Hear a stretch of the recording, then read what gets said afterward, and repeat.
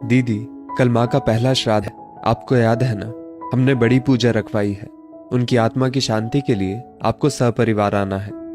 चारू अपनी ननद स्वाति से फोन पर बोली। नहीं भाभी, मैं नहीं आ पाऊंगी। आपको तो पता है इनको छुट्टी नहीं मिलेगी। स्वाति बोली। अरे दीदी, ऐसे कैसे? उनके बेटी जमाई नहीं होंगे तो उनकी आत्मा कहाँ चैन पाएगी? माँ के लिए आपको आना ही होगा। मैं कुछ नहीं जानती बस। इतना कह चारू ने फोन रख दिया। इधर स्वाति खो गई पुरानी यादों में, जब पापा की मृत्यु पर वो अपने पीहर गई थी। बेटा, तेरे पापा चले गए, मुझे अकेला छोड़, जाने किसके सहारे। माँ स्वाति के गले लग ठपक पड़ी।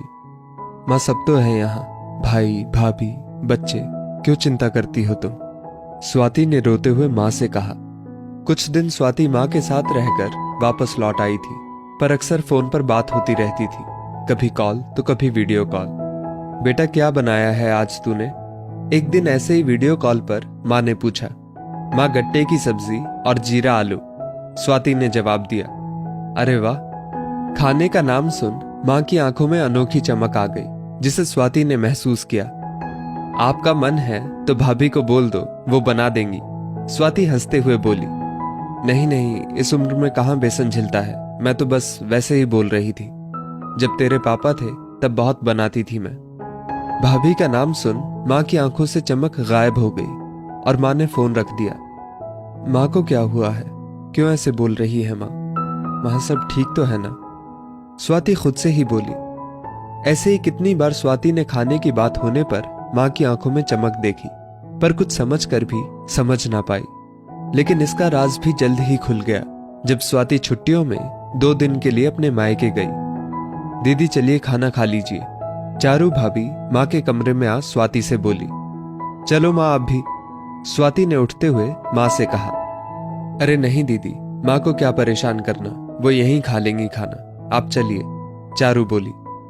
पर भाभी, परवर कुछ नहीं दीदी, माँ के घुटनों में दर्द रहता है तो वो कमरे में ही खाती हैं खाना, चारू सपाट लहजे में बोली। तो ऐसा करो भाभी, मेरा खाना भी माँ के साथ लगा दो, हम साथ खा लेंगे, स्वाति बोली। स्वाति की बात सुन चारू कुछ बोली नहीं, पर स्वाति ने साफ महसूस किया कि चारू को ये पसंद नहीं आया, पर वह चुपचाप चली गई और स्वाति के लिए प्लेट में सब्जी, पूड़ी, रायता, अचार लेकर आई और माँ के लिए दलिया। माँ, आप ये सब नहीं खाओगे? स्वाति ने हैरानी से पूछा। दीदी, माँ को ये सब नहीं झिलता, इसलिए उन्हें खिचड़ी दलिया ही देती हूँ, चारू ये बोल चली गई। माँ ने बेबसी से दलिये की प्लेट उठा ली, पर उनकी निगाह स्वाति की प्लेट पर ही थी। स्वाति का कलेजा मुंह को आ गया। उसने माँ के मुंह में एक और पूड़ी का तोड़ कर डाला। माँ की आंख में वही चमक उभरी जो वीडियो कॉल पर आती थी, पर माँ ने प्रत्यक्ष में मना किया। पता नहीं भाभी का डर था या बेटी को खिलाने का मोह, फिर भी स्वाति ने सारा खाना माँ को खिला दिया और खुद दलिया खाने लगी। 2 दिन स्वाति वहां रही और माँ को अपना खाना खिला खुद दलिया खिचड़ी खाती रही। माँ कितना मना करती, पर स्वाति जिद करके खिला देती।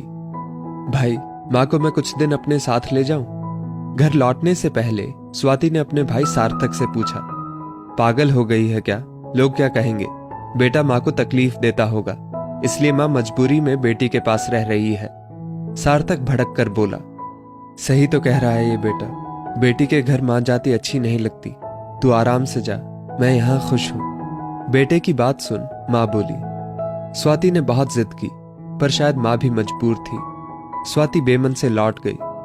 फिर कुछ दिनों बाद माँ की मौत की खबर आई। सब खत्म हो गया। स्वाति जानती थी माँ कितना तरसते हुए गई है, पर मजबूर थी, एक बेटी जो थी। स्वाति अकेली माँ के श्राद्ध में पहुंचती है। आज माँ के श्राद्ध पर 56 भोग बने हैं। सब मजे से खा रहे हैं। चारू और सार्थक की तारीफ में कसीदे पढ़ रहे हैं। उन्हें दुनिया का सबसे अच्छा बेटा बहू बोल रहे हैं। जो माँ के मरने के बाद भी इतना सोचते हैं माँ के लिए, तो जीते जी कितनी सेवा की होगी। स्वाति दुखी हो माँ की तस्वीर को देखती है, जिसमें माँ की आंखों में चमक स्वाति अब भी साफ देख पा रही थी। दीदी चलो, आप भी खाना खा लो अब, चारू आकर स्वाति से बोली, जो माँ के कमरे में माँ की तस्वीर सीने से लगाए बैठी थी। नहीं भाभी, मुझे नहीं खाना, स्वाति बोली। पर क्यों? आप नहीं खाएंगी तो माँ की आत्मा कैसे तृप्त होगी? चारू बोली, भाभी, जिस खाने के लिए मेरी माँ जीते जी तरसती रही वो अब कैसे तृप्त हो सकती है? सोच के देखिए एक बार। आप आज पकवानों के ढेर लगा रही हैं। माँ के जीते जी अगर उनकी पसंद के 2 कोर खिला देती तो माँ तो वैसे ही तृप्त हो जाती। वही तो माँ का सच्चा श्राद्ध होता। ये जो आज हो रहा है ये तो दिखावा है बस। इससे माँ कैसे तृप्त हो सकती है? और जिस घर में मेरी माँ अतृप्त होकर गई है उस घर में मैं कैसे खा सकती हूं? स्वाति तड़प कर बोली। तभी वहां सार्थक भी आ गया। ऊपर वाले की लाठी बेआवाज होती है भैया भाभी। जब किसी पर पड़ती है ना तब चोट बड़ी गहरी और लाइलाज होती है। आप भी 2 बेटों के माँ बाप हो। भगवान से दुआ करूंगी वो आपको कभी जीते जी अतृप्त ना रखे। माँ तो अपना वनवास काट नया जन्म ले चुकी, पर आपका जीवन अभी बहुत लंबा है। स्वाति ये बोल माँ की तस्वीर ले निकल गई वहां से। पीछे सार्थक और चारू का सिर शर्मिंदगी से झुक गया। दोस्तों, माँ बाप को जीते जी तृप्त करना ही असली श्राद्ध होता है। उनकी मौत के बाद आप कितने 56 भोग बनवा लो, सब बेकार है। इस स्टोरी को लेकर आपकी क्या राय है नीचे कमेंट करके जरूर बताइएगा। और ऐसी ही और भी बेहतरीन वीडियोस के लिए हमारा पेज जरूर फॉलो करें। धन्यवाद।